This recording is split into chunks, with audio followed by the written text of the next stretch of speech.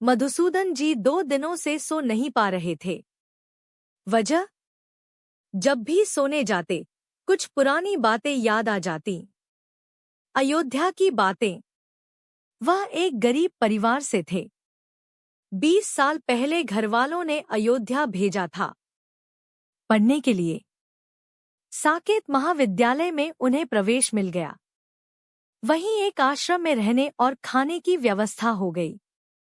अयोध्या में अनेक ऐसे मठ और आश्रम हैं जहां रहकर गरीब छात्र पढ़ते हैं। आश्रम के कार्यों में हाथ बटाते हैं। मधुसूदन बड़े परिश्रमी और मिलनसार थे। जल्दी ही सबसे घुल मिल गए।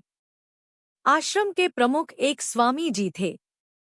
संस्कृत के बड़े विद्वान, शिक्षा के अनुरागी, प्रेरक व्यक्तित्व, ओजस्वी वाणी, उम्र 55 साल, लेकिन चुस्ती और उत्साह में युवाओं जैसे। विद्यार्थियों की शिक्षा उन्हें सबसे प्रिय थी। मधुसूदन जल्दी ही स्वामी जी के प्रिय छात्र हो गए। दिन में खूब जमकर कॉलेज की पढ़ाई करते। शाम को स्वामी जी के साथ सरयू स्नान, फिर हनुमानगढ़ी जाकर हनुमान जी का दर्शन करते। फिर पास में ही स्थित कनक भवन से प्रसाद लेकर वापस आश्रम आते। इस दौरान ज्ञान विज्ञान की बातें चलती रहती। हालांकि मधुसूदन की धर्म में कोई खास रुचि नहीं थी, लेकिन स्वामी जी का व्यक्तित्व और ज्ञान की बातों से वह प्रभावित थे। स्वामी जी एक बात बराबर कहते, जेही के जेही पर सत्य सनेहु, सो तेहि मिलही न कछु संदेहु। मतलब, ये रामचरित मानस की चौपाई है। इसके अनुसार अगर कोई सच्चे मन से किसी चीज को चाहे तो वो उसे मिल जाती है। वो कैसे? आकर्षण के सिद्धांत से। मैं समझा नहीं। देखो, जब भी तुम सच्चे दिल से कुछ चाहते हो तो क्या होता है? तुम उसके विचारों में डूब जाते हो। रात दिन, सुबह शाम बस वही सोचते हो। विचारों के अनुसार ही तुम्हारे कर्म होने लगते हैं। जैसे ही विचार और कर्म एकरूप हो जाते हैं, व्यक्ति उस वस्तु या परिस्थिति के योग्य बन जाता है। योग्यता आ जाने के बाद वह चीज उसे मिलकर ही रहती है। इस सिद्धांत से लाभ उठाने का क्या कोई सरल तरीका भी है? हाँ, ईश्वर के प्रति नियमित और सच्चे दिल से प्रार्थना करके हम आकर्षण के इस सिद्धांत को अपने जीवन में क्रियाशील कर सकते हैं। प्रार्थना करने से क्या होगा? मन की बिखरी शक्ति एक लक्ष्य पर केंद्रित होगी। मानसिक ऊर्जा बढ़ेगी। बढ़ी हुई मानसिक शक्ति से कर्मों में दृढ़ता आएगी। यह दृढ़ता लक्ष्य की ओर ले जाएगी। क्या सोचने से ही सब हो जाएगा? नहीं। जब तक लक्ष्य प्राप्ति के लिए ईश्वर से सच्ची प्रार्थना नहीं होती, तब तक नहीं। यह ताला जानबूझकर प्रकृति के द्वारा लगाया गया है, जिससे मानसिक शक्ति के द्वारा लोग अपनी गलत इच्छाओं को न पूरा कर सके। इस तरह के तर्क वितर्क चलते ही रहते थे। मधुसूदन को यह सिद्धांत कोरी कल्पना लगता था। वहीं स्वामी जी का प्रबल विश्वास था कि अपनी इच्छाओं की पूर्ति के लिए हमें ईश्वर से प्रार्थना करनी चाहिए। अगर वो इच्छा हितकारी है तो ईश्वर उसे पूरा करेंगे, क्योंकि उनका भंडार अक्षय और अनंत है। जब भी आश्रम में कोई बीमार पड़ता, स्वामी जी सामूहिक प्रार्थना जरूर करवाते। समय गुजरता गया। मधुसूदन जी की शिक्षा पूरी हो गई। एक अच्छे सरकारी पद पर लखनऊ में नियुक्ति हो गई। वह नई परिस्थितियों में रम गए। 20-22 साल पंख लगाकर उड़ गए। आश्रम से नाता पूरी तरह टूट चुका था। लेकिन 2 दिनों से एक अनूठी बात हो रही थी। जब भी बिस्तर पर लेटते, स्वामी जी की याद आती। उन्होंने आश्रम के एक ट्रस्टी का नंबर लिया। बात की।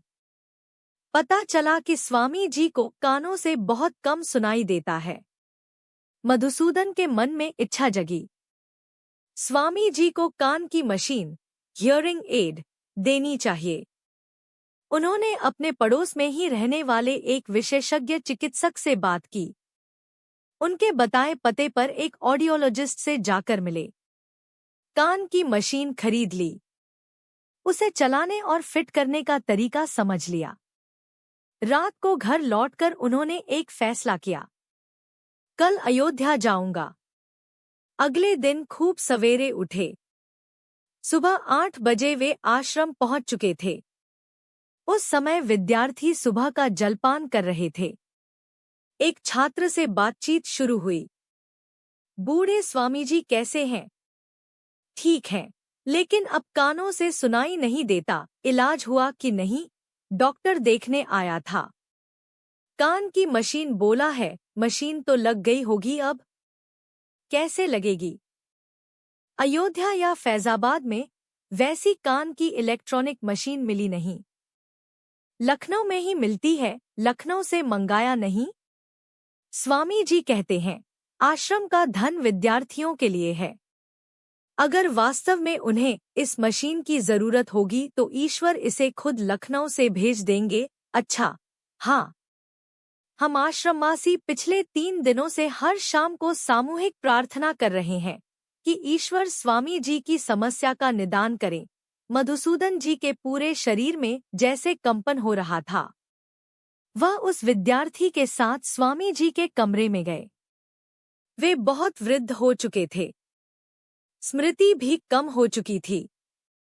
मुश्किल से मधुसूदन को पहचान पाए। बगल की मेज पर ही डॉक्टर का पुर्जा पड़ा था। उस पर ठीक उसी पावर और ब्रांड की हियरिंग एड का नाम लिखा था जो वे लखनऊ से लेकर आए थे। मधुसूदन जी अपने आंसू नहीं रोक सके। तो क्या वह ईश्वर से की गई प्रार्थना के उत्तर में अयोध्या आए थे? प्रार्थना की शक्ति कितनी असीम होती है, उन्हें आज इसका एहसास हो रहा था। उनके मन में अप्रत्याशित तौर से हियरिंग एड देने की इच्छा जगी। उन्हें एक विशिष्ट ब्रांड और पावर का महंगा हियरिंग एड ही पसंद आया। वे अयोध्या आए। ये सब कुछ उस प्रार्थना की शक्ति से हुआ जो हर मनुष्य के हृदय में विद्यमान है। आज उन्हें इसका प्रत्यक्ष प्रमाण मिल गया। मधुसूदन ने स्वामी जी के कान में मशीन लगाई। अच्छी तरह सब कुछ सेट किया। साथ वाले विद्यार्थी को भी समझा दिया। अब स्वामी जी आराम से सुन सकते थे। थोड़ी देर वार्तालाप के बाद चलने की आज्ञा मांगी। स्वामी जी ने उन्हें हनुमानगढ़ी के प्रसिद्ध लड्डुओं का प्रसाद पूरे परिवार के लिए दिया। स्वामी जी को प्रणाम करके जब वे आश्रम से चले तो उनका हृदय अब पूरी तरह शांत था।